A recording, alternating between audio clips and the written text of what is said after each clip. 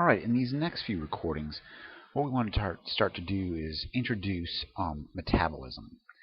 And to do that, we need to talk about energy. So what metabolism really is doing is it's the collection of the biochemistry that is you, right, or whatever organism we're referring to. So metabolism, you can consider it an emergent property of life.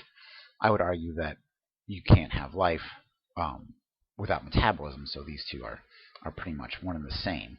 So as we've stated before, biology is nothing special in the world of science. There's nothing magic about life that separates it from the other sciences. It is based on the laws of physics.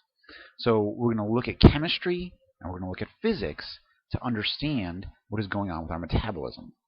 So to start to introduce this idea, we talk about metabolic pathways. And oftentimes we think about this in a linear format where each step in the synthesis or breakdown of a precursor or a molecule is going to be driven by an enzyme. So in this case, you can see starting molecule is A, enzyme 1 breaks it down to B, and then reaction 2, reaction 3, till you finally get to a final product. You can follow any metabolic pathway in a linear fashion, but what you do want to remember, and we'll look at this more later, is this idea that each step actually could be a branching point, and often is, where other pathways are feeding in, or this one is feeding out to other pathways. All right? Now, we can break metabolism down into two major groups of pathways: catabolic pathways, which are pathways that are going to break down complex molecules into simpler compounds. This is going to be generally an energy production, right? So your food, breaking down your food like glucose, is going to be a catabolic reaction. Now, anabolic is the opposite. It's going to consume energy to build molecules from simpler ones, right? So we build a protein from amino acids. This is an anabolic reaction. So in summation, bioenergetics is the study of how organisms manage their energy resources. And again, going back from an evolutionary point of view, the better you are at managing your energy resources, the more successful you're going to be. So this is a really, really interesting field, and I'm a big fan. So let's go back and talk a little bit more about physics and chemistry. So what is energy? So energy is the capacity to cause change. But we know just from our everyday life and maybe some previous school that energy comes in many different forms, right? You can have kinetic energy, thermal energy, potential energy, and a type of potential energy which is chemical energy. These are going to be very pertinent as we talk about biology, because it's the energy in certain molecules that we want to harvest, or energy that we want to take from one source and store as a molecule as chemical energy. And we can convert between these different forms, right? So this is like a classic picture of people diving into the water. The potential energy of someone who's high up, converting that into kinetic energy. That person has lost some of that potential energy when they hit the water. When they do hit the water, you're going to hear a sound that is conversion to kinetic energy. You're going to actually heat the water molecules slightly.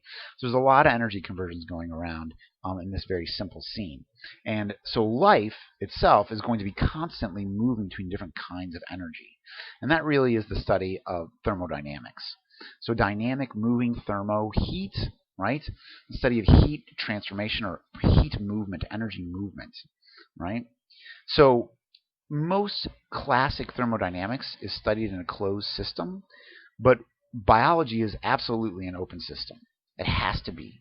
Because what we're going to see is that the interesting thing about closed systems is they oftentimes come to equilibrium. And when they come to equilibrium, they're dead. And what you're going to hear me say again and again is an organism at equilibrium is a dead organism, right? So before we get there, let's talk a little bit more about the laws of thermodynamics. So the first law of thermodynamics is this idea that energy can be transferred and transformed, but it cannot be created or destroyed. So you're never creating energy, right? You're just transforming it. And ultimately, what we're going to see is that all the energy on the planet pretty much comes from the sun. The vast, vast, vast majority. But the first law of thermodynamics is we can basically transform and move energy around, but we cannot create or destroy it.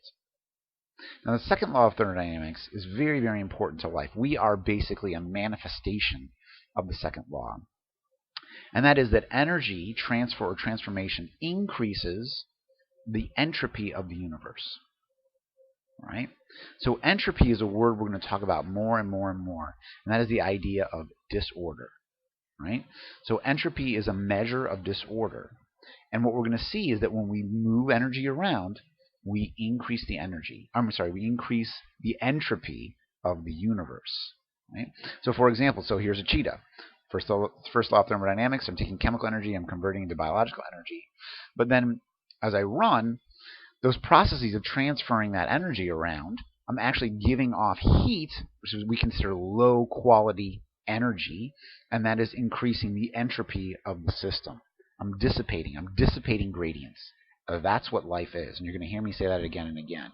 So if we look at the gradient of the planetary biosphere, what we really see is the energy coming in from the sun is high quality energy that can be harvested by photosynthesizing organisms, and then it goes through the food web that we'll study more in 213, but ultimately is released, radiated back into the universe as low-quality IR, infrared or heat energy. All right? So the flow is through the system, dissipating the gradient basically between the high energy of the sun and the background of space. All right? So living cells unavoidably convert organized forms of energy into heat. Right? So this is kind of the main loss of quality energy when we're converting energy around. Now, something that is spontaneous can occur without energy input, and it can be fast or slow. And that's something that we're going to come back to again when we start to talk about enzymes, the fact that a spontaneous reaction can occur, but it may be so slow that we really need to speed it up with the help of an enzyme. But I want to say these things more than once, so I'm kind of putting it out there now. We're going to come back and talk about that more. Now, a process can occur without energy input, but to do that, that spontaneity of it is going to increase the entropy of the universe.